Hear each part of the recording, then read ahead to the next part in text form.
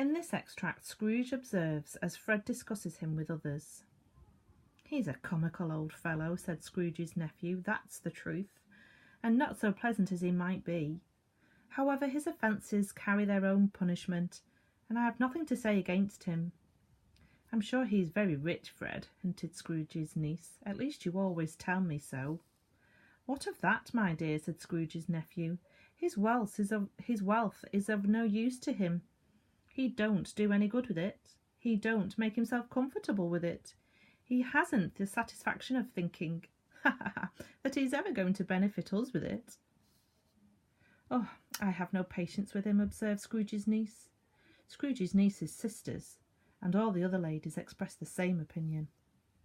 "Oh, I have," said Scrooge's nephew. "I am sorry for him. I couldn't be angry with him if I tried. Who suffers by his ill whims? Himself always. Here, he takes it into his head to dislike us, and he won't come and dine with us. What's the consequence? He don't lose much of a dinner." "Indeed, I think he loses a very good dinner," interrupted Scrooge's niece. Everybody else said the same, and they must be allowed to have been competent judges, because they had just had dinner, and with the dessert upon the table, were clustered round the fire by lamplight. "Well, I'm very glad to hear it," said Scrooge's nephew, "because I haven't great faith in these young housekeepers. What do you say, Topper?" Topper had clearly got his eye upon one of Scrooge's niece's sisters, for he answered that a bachelor was a wretched outcast who had no right to express an opinion on the subject, whereas Scrooge's niece's sister, the plump one with the lace tucker, not the one with the roses, blushed. "Do go on, Fred," said Scrooge's niece, clapping her hands. "He never finishes what he begins to say. He is such a ridiculous fellow."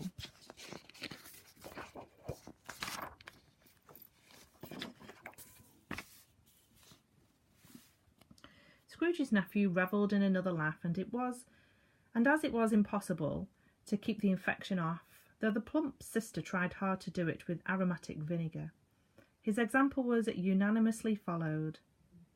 "I was only going to say," said Scrooge's nephew, "that the consequence of his taking a dislike to us and not making merry within us is, as I think, that he loses some pleasant moments which could do him no harm.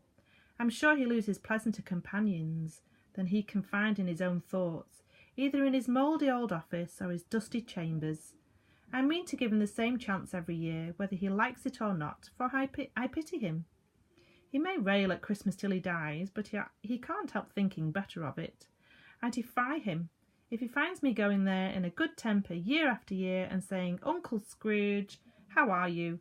if it only puts him in the vein to keep his poor clerk £50, that's something, and I think I shook him yesterday.